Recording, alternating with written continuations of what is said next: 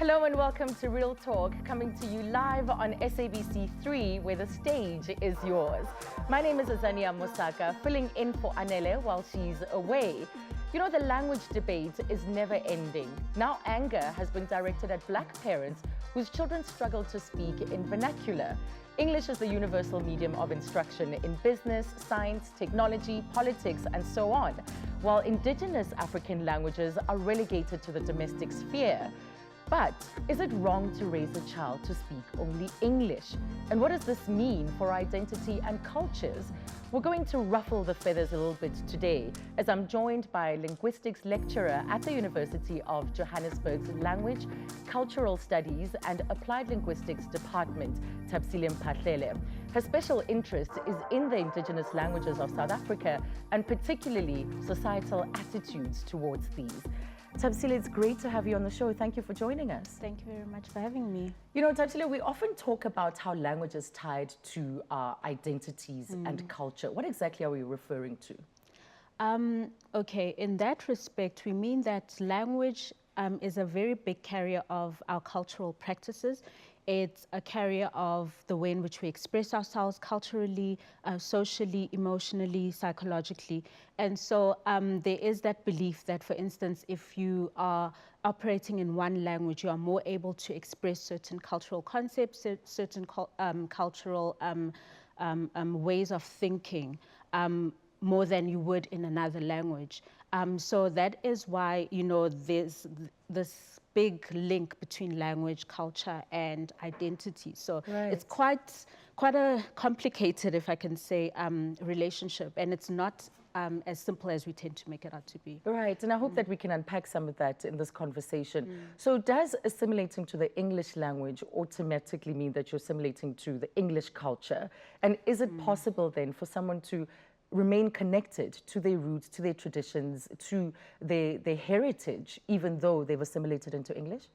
I think what we tend to forget a lot of the time is that, you know, identity is a very fluid concept.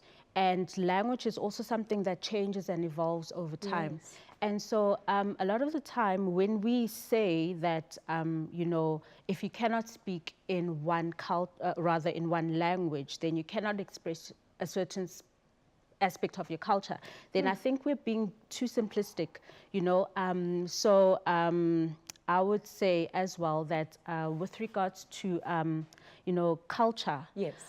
Culture is something that, you know, it would be defined as the practices, including language. However, they are not limited to language. And therefore, I think it's not really fair to limit our entire cultural identity to language. It's definitely a big part of language, but it's not the only portion. So it is language. Possible yes, then, to maintain those cultural roots. Definitely. You know, years ago, there was this notion that if you taught your child to be able to speak affluently and speak English, that was the thing to strive for. But we're seeing the conversation change. A lot of people are saying we need to ensure that our children speak their mother tongue. Yes. Are we seeing a reversal? Well, we can't deny the power of English. Yeah. And unfortunately or unfortunately, depending on how you see it, it is the functional or functioning language of a big part of the world. Even in our own little spaces, we tend to function by default on English. And so it's one of those things that we cannot get away from. We have to have English. But it is quite important to also have our indigenous languages. Firstly, from a preservation type of viewpoint. Yes. Because we see that languages are really dying out at an alarming rate.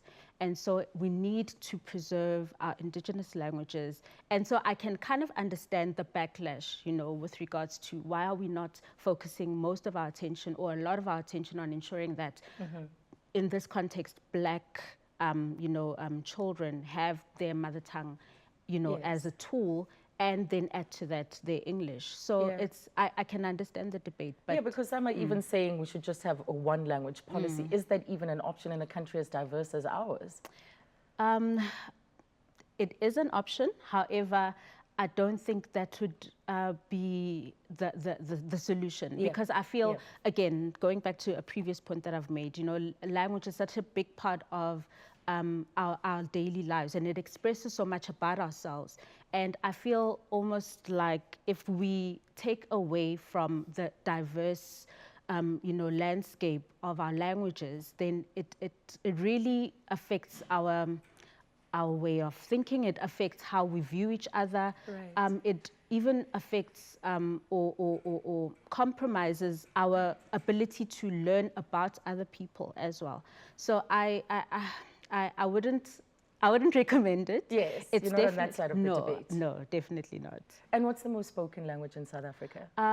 Okay, according to the census results, or the census count that was done in 2011, isiZulu is actually the biggest language spoken in the country, followed by now I can't remember, but it is the biggest one, and with about 23%. And I think it's Xhosa, and then Afrikaans, and then English sits in fourth. Yes, even it's though on we give it this much space. 9.6%. Yes. Right. So we give literally the population the mandate to speak a language that not even 10% of our, you know, country's population speak as a mother tongue, which I think is quite a thing. Yeah, we still have a long way to go. Tapsila, great definitely. insights. I know you'll be back with us on the show a little bit later, so she'll be back. Stay tuned for some more insights from her.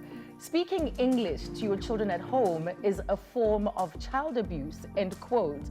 And it goes on to say, it's not cute when a black child only knows English.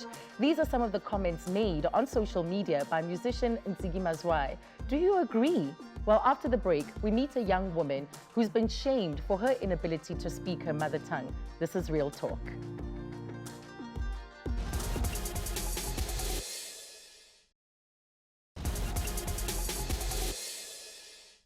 So I'm at the bar at a 21st, right, minding my own business. Bartender asked me, what would you like to drink? So I asked him, you know, just give me a Hunters. I'm not trying to get wasted, not today. Doesn't an old acquaintance from high school waddle up to me, hit me right on the back? You know how bros love hitting each other on the back, even though it hurts. So I naturally greeted him back with a smile, right? And the next thing that came out of his mouth had my ancestors doing a backflips in their graves. He said, Sibu, did you know that you were my favorite black person in high school? Do you want to know why? Fascinated, Michael. Dude, how? Because you were the only one I could understand. When apartheid ended in 1994, our country saw an influx of black students from township schools to formerly whites-only schools in their quest to be educated primarily in English. It was felt back then that learning English from childhood improves one's competence and opens up doors to upward social mobility and gave one social capital. My next guest has been rejected by her community for her inability to speak her mother tongue, Tshivenda. So I'd like to welcome to the show journalist Tendani Mulaudzi. Tendani, thank you so much for joining us. Thank you for having me, Azania. So I just want to start off by maybe if you can give us a brief background of your upbringing. No problem. So I began school in the 90s. I was 5 years old when I started at school, and my parents had applied to a range of private schools around Johannesburg. I got into one in Bedfordview, an all-girls school called St. Andrews, but what they told my parents was that I had to speak more English because my English wasn't the greatest back then. So what they did was they stopped speaking Venda to me at that point. I carried on in private school up until matric. I matriculated at a different school though. Yeah. And I was completely okay with the fact that I didn't know English. Didn't know Venda rather in school. But as I have grown up, it started to catch up with me that I do not know Venda. Was there something that happened? Was there a moment when you realized that you wished that you could speak your mother tongue? Yes, I think now as an adult, I feel that I do not have an excuse to not speak Venda.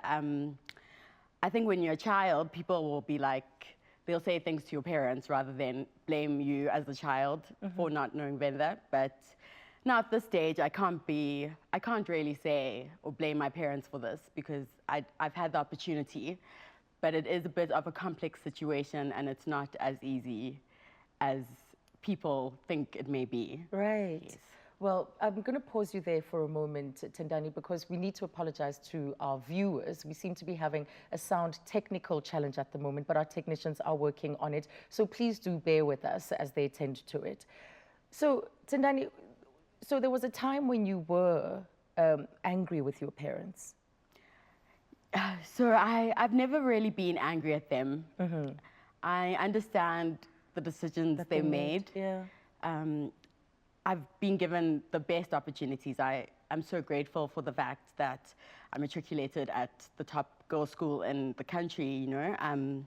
It's given me so many opportunities. Now I'm working as a journalist at one of the best newsrooms in the country, and I feel that maybe I wouldn't have gotten here if my parents hadn't made that decision. So has your accent then given you an access or given you advantage? Of course. My accent obviously appeals, especially to white people. I've been told that I'm well-spoken more times than I can count. And how do you take that? Is it condescending, or do you find it to be an empowering statement? When I was younger, I thought it was very empowering. But as I've gotten older, it's definitely very condescending, and I would like to ask the people who ask me why they would have to tell me that I'm well-spoken rather than the white person next to me, you know? Why is it such a surprise? And what does well-spoken actually mean? You know, because I could speak English while in an English accent. Yes. So that's the issue I'm having now, is that they say it as a compliment, but I do not take it as a compliment. But how you received from your own community, the black community, especially when people realize that you can't speak your mother tongue? Yeah, so I can be laughed at. Some people laugh at me for not knowing my mother tongue. I'm chastised. It's quite traumatic at this stage. People, and I do understand where people are coming from, but people can be very harsh. So they've prejudged. They don't know the context, but they already have made assumptions about you. Yes, and they honestly think that I do not care, you know. They think that I've disowned the Venda culture completely, and that I'm happy being the way I am, you know, that I've chosen to be this way, that I am a snob that thinks I'm better than people because I speak English or only speak English. And if I had the time to explain to everyone that that's not the way I feel, I would. But there are a few who do sit down with me and chat and try to understand, you know, and it's really incredible when that happens, and there is a change of heart. So what has that done to your sense of belonging? Do you feel alienated in certain spaces as a result? I do, definitely. You know, when people are speaking vernac, around me, I'm in a social scene or at work even, I can feel a bit left out. But yeah, it's only something that has started recently, because in school we all spoke English. Even the black girls, like, there was no judgment because we all came from similar backgrounds where English was placed on a sort of higher pedestal than your mother language. Yes. So, yes, yeah. Have you made attempts to learn? I have tried. I tried when I was in school, and now I haven't really had the time, to be honest, to fit that in. But I do understand a lot. I am quite shy about speaking Venda because I'm often laughed at because of my accent, which is what has made me sort of hesitate a bit, because, you know, if you're trying and then people are like, oh, look at her trying to speak Venda, how funny does she sound? It can be a bit hurtful. But I'm trying to get over that. You know, I'm getting older, and I think that I should just have a little bit more resilience when it comes to that, so that I can go back to Venda and say, wow, I could say this, I could have a whole conversation with you. Look at me. Yes. Are you going to laugh at me now because my accent isn't perfect? Yeah. So on the one hand, it's given you access, but it's also brought about these disadvantages. Take me into your work environment and how it's disadvantaged you.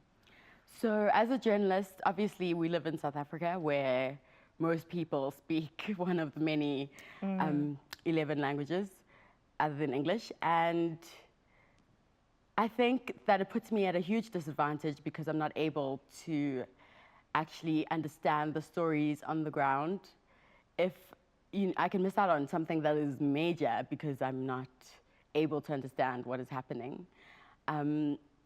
So also this is another challenge that I face now because Venda is such a small percentage of the country, such a small percentage of the country speak Venda.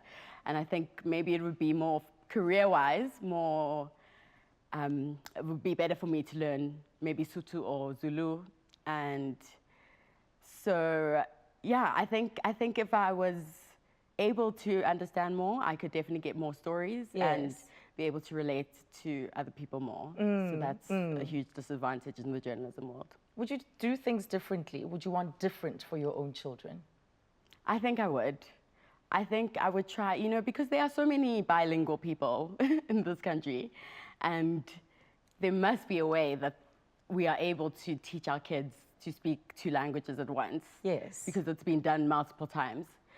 So even if my kids are fortunate enough to go to a good school, if any principal came to me and told me to stop speaking their home language to them, I would not be so happy. Yes. I would consider other options if this was the kind of environment that I was sending my child to, an environment where they say, hide that part of your identity, then I would consider something different, I think. Yeah, yeah, and I think that's powerful.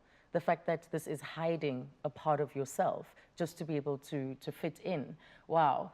Well, for many years, Afrikaans was considered to be a white language, but many colored speakers of Afrikaans are migrating to English as their language of choice because of the stigma attached to the Cape colored accent. I'm going to be joined in a short while by City Press editor Rhodè Marshall, who's written on the subject, saying that her accent is her identity.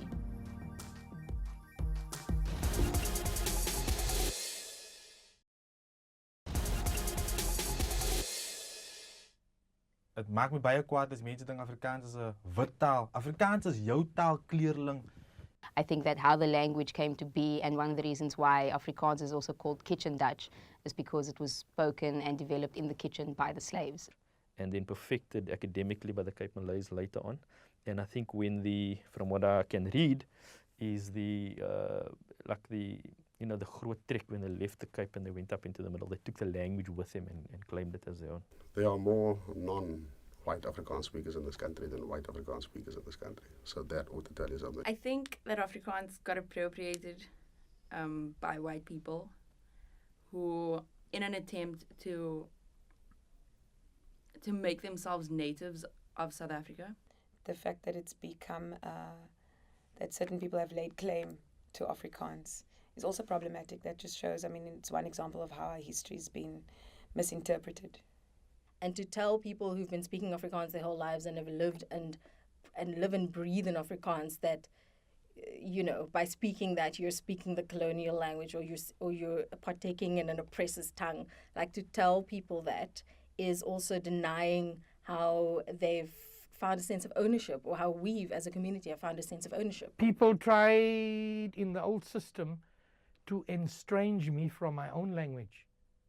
No, you can't say Afrikaans is not my language.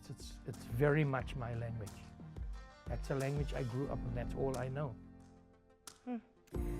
As commentators and Rhodè Marshall have said, accents in South Africa, especially in the black and colored communities, have always been political. But have you thought just how much your social capital and success in the workplace is determined by your accent? Well, come back after this and you'll hear more.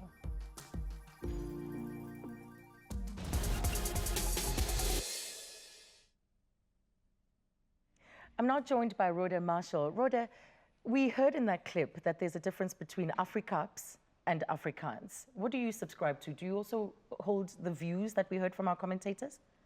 I think growing up in Cape Town, we spoke more Afrikaans, and so the movement of Afrikaans, where it means decolonizing the language and speaking it in what would be termed as Gamtaal, where we would speak the way we speak at home, and it isn't just associated with anything bad, which usually when people speak to colored people, they use that as a punchline. Right. So when you speak it with pride because it's our language and our identity is how we communicate with each other. Mm-hmm.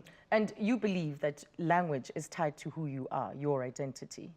Absolutely. It's how we express ourselves. It's how we think. It's how the words that come out of your mouth is associated with your background and how you grew up, and also how you perceive the world. And so when you take someone's language away, you take away a part of them. Your language isn't all of you, but it's a very big part of you and your beliefs and where you're going and how you see everyone else around you. Right.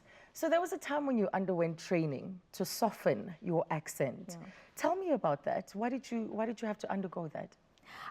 So working in broadcasting, there's just, I mean, if you just watch TV shows, if you watch the news, colored people sound a particular way. Colored people don't sound like their family. They don't sound like you do when you're at home and you're gathering with everyone else. It sounds a bit more white, and so the proximity to whiteness then moves in that way with language, where when I speak the way I do, or when somebody is supposed to hear the news through me, that if I do not speak a certain way, or I don't roll my R's a certain way, that you won't have an idea of what I'm saying, and you won't accept it the same way, because we believe that our accent, at least, is very crass on the ears. And so I received training from a drama coach who told me how to enunciate my words so it's easier for people to hear. And like looking back at it now, I didn't think about it in that way. I didn't even feel as strongly about language and my identity attached to language in that way, that the majority of the listeners are colored people. So why do I have to sound any different? Yes. Funny, when I was in school as well, I recall some of the kids that I went to school with staying during breaks and after school, because the English teacher at the school insisted that they get this training to pronounce words a particular way. Like, it's not birthday, it's birthday, you know. And that can also make you feel ashamed about aspects of your identity. Yeah, like it definitely affected my confidence when I would speak to certain people. So I think that everybody does it, whether it's consciously or subconsciously, that depending on who you're speaking to and which environment you're in, you're going to sound different. Do you code switch? I think that I do. I actually really think that I do, because... So socially with your friends and family? Yeah, because when I come home from Cape Town, my friends would be like, "You've been home. We can hear." Like, that's where you've been. So, and it's not even something that I do consciously, but I think that it just kicks in. And when I was home recently, after I got off the phone with a colleague, my father said that my 9-year-old niece asked, "Why did she speak like that?" And I think that I put on a professional voice because, like, I assume that if I just speak, that somebody wouldn't hear what I'm saying. Right. And I have it with my name as well, because I struggle with an R, and then I have to say it a few times to people because they usually would just pick it up as Rhodè instead of Rhodè. Yes. So let's look at Afrikaans. There's this notion that there is standard Afrikaans, which is a social construct. And I think that documentary also displays the fact that the sense of ownership of Afrikaans, the sense of ownership by colored people of Afrikaans is quite strong. So what do you think of this raging debate about what is sort of the home language or the mother tongue for colored people? So for colored people, when we say that we're speaking Afrikaans, it's very mixed between English and Afrikaans and using words of slang that everybody comes to understand what they're saying. Yes. And so it's not being expected to speak Afrikaans the way that white people do, because we express ourselves differently. But yet that version of Afrikaans is elevated, is more elevated than other forms of Afrikaans. Even though they're the minority speaking that language, they still have this ownership of it. And so with Afrikaans, it is taking back the language and taking back ownership. And I think that things like that will only really come into play when it becomes like research is done, or it's brought in at university level, where if I'm writing in this way, or if I'm speaking, you cannot associate anything bad with the way I'm expressing myself. You can't think that I'm any less intelligent if I'm expressing myself in my mother tongue. And there are those stereotypes, right, that it's associated with gangsterism or that you're not intelligent enough because of the accent that you have. Yeah, and and like I said earlier on, like it's so often used as a punchline where when people hear that you're colored or they start speaking to you, that they start using these slow words and they start laughing and they think it's funny, but it's actually quite offensive because you're actually saying that as a colored person, that is the one association that you understand of me and my culture and where I come from. And so you want to use things associated with gang language and you think it's funny, but that means that that's the one way, the very single way that you see colored people, and that's it. Like you don't think that you can have a normal conversation with me. You need to say aware if you want to greet me. And we don't greet each other that way, really. Well, I love reading your piece, and I'm so glad that you're here, your columns in the City Press on a regular basis. Thank you. So after the break, we'll be looking at the English accent and how it's linked to intelligence. Stay with us. You see, some of us don't know English properly. Can and then Honorable we Matisa, can only come and say Honorable hong, Matisa, hong, hong, hong, like that. Honorable member. Matisa, Yes. Hong, hong, hong. Honorable Matisa, Hong, hong, Honorable hong. Matisa. That's the only thing that she knows. Honorable Matisa. Yes. Thank you.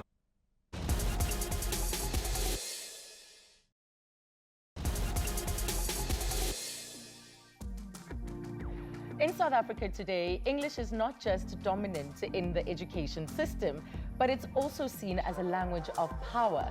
And did you know that having a private school English accent makes you appear more trustworthy in South Africa? Very problematic. Now, if you've just tuned in, we're chatting language bias, accent bias, and we're also exploring whether some accents are better than others. And does speaking English proficiently with a private school accent grant you privilege? Back again is linguistics lecturer Tabsile Mphahlele. Also joining us is Mulaudzi Tusini, who has done research on the experiences of Black people born in the 1980s, who were the first in their families to enter traditionally white spaces. Ladies, thank you. Welcome, Mulaudzi. Thank you. Thank you for having me. Now, you know, English is largely seen as a very dominant language, a language of power. We've given it this position in society. Why do you think that's so? I think it's because of the colonial history of this country, because of the apartheid history of this country, because you need to understand that language is more than just identity, right? It is a social tool for power, right? There's a German philosopher who speaks about language as a carrier of worldview as well. So it's not just a matter of communicating with people and the different sounds and the different clicks, but it's communicating a certain understanding of the world, a certain belief system, certain values, etc.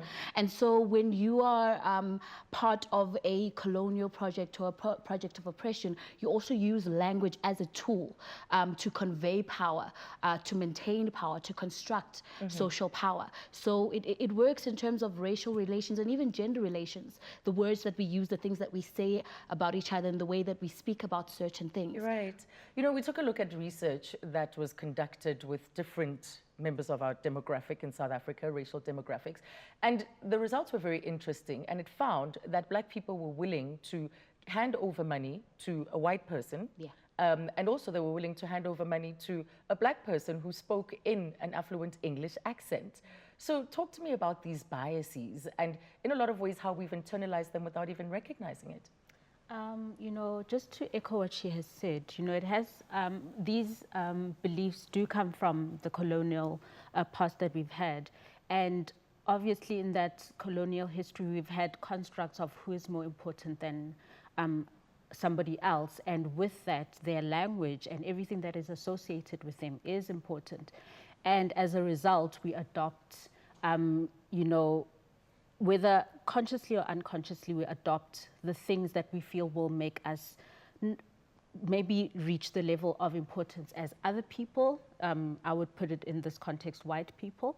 So we adopt a specific language, and if we can't, you know, have their, you know, color or appearance, then we'll adopt the language and the accent that goes with it. So I can understand why, you know, you have said what you said, you know, from the research that you have read, that we do associate a specific accent with a certain person, and we know that that person has power. And if we can mirror that behavior, then we subconsciously or to ourselves, we have that power that the other person has. Yes. Mulaudzi, take me into that research that you did, looking at the 1980s cohort.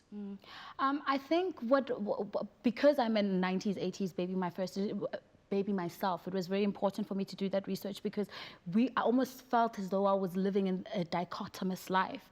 Zulu, I'm a Zulu speaking person, is very important to me, and yet it's not the language that I think in, that I communicate my most complex ideas or thoughts, and I had a very big problem with that. Yeah. And yet at the same time, as your first guest was saying, my access to English has given me access to certain spaces that I wouldn't access if I was able to just speak Zulu. And when I spoke to the cohorts, I interviewed around 16 of them, there was a very deep sense of loss. And I think for me, in terms of my analysis of that, it's a loss of place, a loss of home, and not having a place to call home, because you can't. Zadie Smith writes about how you carry where you are from in your on your mouth, in your tongue. And so if you can't speak fluently to the place that you're from, which for me is Durban, KwaZulu-Natal, Guamashu, then am I really from there? But yet I'm also not from these affluent spaces that I access as a black middle-class person, because they're not built for me. Yes. In fact, they resist my being, which is why I have to speak the way that I do. And so beyond just a sense of identity, what I found from my cohorts is that there was a sense of loss of place as well. And that's where the code switching then comes in. Yes. You know, so because we're always trying to fit into, you know, some kind of space. What I think is important though, and why it was important for me to tell the stories of the 80s babies, that they have created a new way of being black. You know, when we first started speaking English the way that we did, we were called coconuts, and it was a very bad thing. But I think that we're moving to a point where there are different ways to express black identity, and there's an understanding that even though there's a huge loss of language and of place and of home, you can be black and sound like me, and still be fully black in a way that is, you know, proud with the fullness, and creating a different space and a different home for yourself. Yes, and Tapsile, this is exactly what you were saying in our first segment, that it's still possible to remain rooted in your heritage and in your culture. But Rhodè, let's also focus on the workplace, because accent bias can stop you from accessing certain opportunities. You are already put in a box based on how you sound. What advantages have you had, or even disadvantages from having your colored accent? Well, I think that in comparison to anyone else I know back home, my accent is a bit more polished than others. And I think that the awareness that I have also, that it would be a little bit more easier if I spoke English a bit more confidently than I did before. Because like you said, people find it that if you speak English confidently, that therefore you are trustworthy. And there's all these associations that go with the language. And so I think that now, because I am more confident in who I am and where I come from, that when I struggle to express myself in English, that I don't have a problem with saying I'm struggling to bring my words out, just hang on for a bit, because I'm thinking in Afrikaans, and certain words just come a bit easier in Afrikaans than they do in English. And so I think as if you're confident, or a little bit more confident in your language, that, and we say to people, that's not my language, I'm accommodating you by speaking English, actually. Precisely. So therefore, hold up for a bit and just like, let's take it slow, because it won't be as fluent as other people. But let's be honest, it is associated with intelligence, English that is, in the workplace and in society in general. That research suggests that you're already trustworthy, that you are intelligent. So this prejudices a lot of people in our society. We have to be honest about that. It does. I mean, if you take into consideration, I think it was the 2011 census from Stats SA that found that Zulu was the most widely spoken, then Xhosa, I think, second, and Afrikaans, incidentally, third. So you understand that those are the most, that's that makes about maybe 50% of what people in this country speak, and yet the dominant language within the corporate space is English. Yeah. And Yeah. that's completely absurd, and just crazy to imagine how many people are you keeping out of those spaces, and even beyond the corporate space, Azania, access to, we're in Human Rights Month at the moment, access to human rights, access to the court systems, access to this democracy, right, is limited if you don't have access to the English language. And that is a crazy space for this country to be in if the majority of the people in this country do not speak English as the mother tongue. Would we ever get to a point where we stop teasing one another, where we stop disadvantaging people because they don't have the right accent?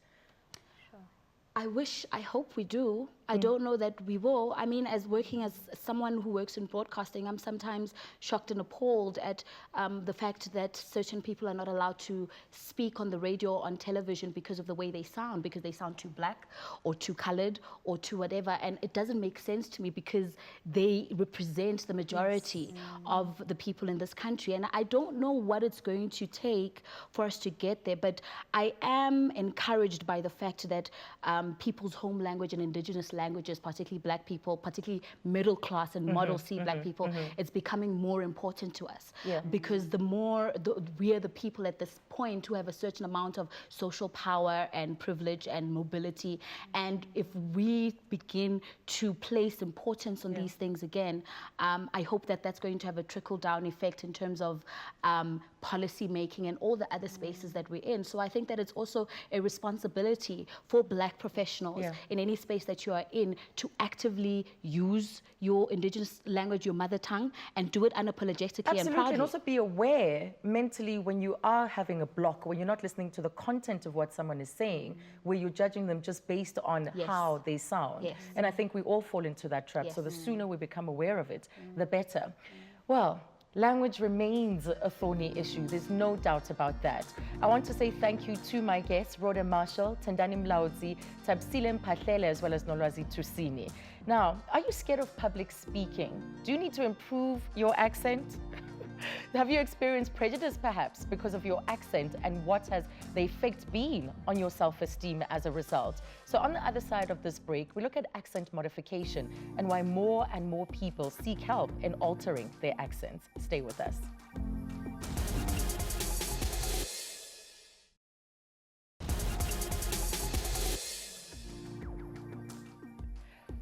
An accent is part of a person's uniqueness. It contributes to personality, to background and culture. The many varied accents that speakers of the English language have, I believe, adds richness and color to the sound landscape. Almost all of us have some sort of accent. South Africa, in particular, is filled with many different accents. We might speak with an isiZulu, Afrikaans, colored, or even an Indian accent, to name but a few. Well, joining me right now is the spokesperson for the Voice Clinic, which amongst many services can also help you modify your accent and also help you with public speaking. Did you know that? Well, we're joined by Kevin to tell us more. Kevin, thank you for being here. Thank you, Azania. I'm delighted to be here. Your own background is that you were born, you're Scottish. Yes. You came to South Africa with that Scottish accent. Yes. How long did it take for you to, I guess, maybe start to move and change it to being just a regular English accent? The change happened when I went to school. Right, when I was younger, and you think about the formation of an accent. When you're a child, your first interaction is with your parents, right? So that's where your accent comes from. Then that expands into your family unit, and then that expands into your friends, etc., etc. So growing up, I interacted mostly with my brothers and my parents, and so I retained quite a strong Scottish accent. Then when I went to school, I realized, hang on a sec, this is slightly different to what I'm hearing out there. And then started to kind of slowly make a change. Today, I speak in this accent. And when I'm at home with my parents, I speak in a Scottish accent. Right. Yeah. So if we look at the work that the Voice Clinic does, especially with this notion of improving one's accent, is it for clarity or is it about changing your accent? Right. So first of all, the Voice Clinic celebrates our clients' accents. It's a key characteristic of your unique brand. Right. So our focus is helping our clients to develop clarity of speech, for clear communication. Right? There's the foundation. Once we have the foundation, then we look at developing confidence to speak one-on-one or speak in front of an audience. So you can really kind of see that our focus is developing a strong, confident, articulate voice. And then how do we use that voice? We develop the confidence to speak one-on-one or with others. Right. There is, I think, a case that you handled of a lady who wanted to access opportunities in the US, and she came to you to try and modify her accent for these global opportunities. Right. Is this the need? Is this the kind of story that you encounter a lot of the time?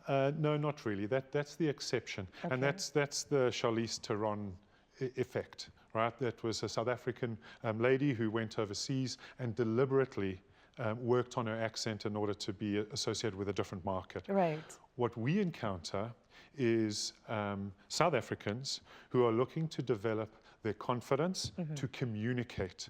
Now think of developing your voice is closely linked with how you're perceived, right? So I'm a CEO. I would like to develop a clear, articulate, strong voice so that I build credibility, I build trust, I'm able to deliver speeches and comments to my shareholders. So in there, right, as I'm developing my speaking voice, we focus on things like articulation, tone, because that conveys the credibility that you're looking for.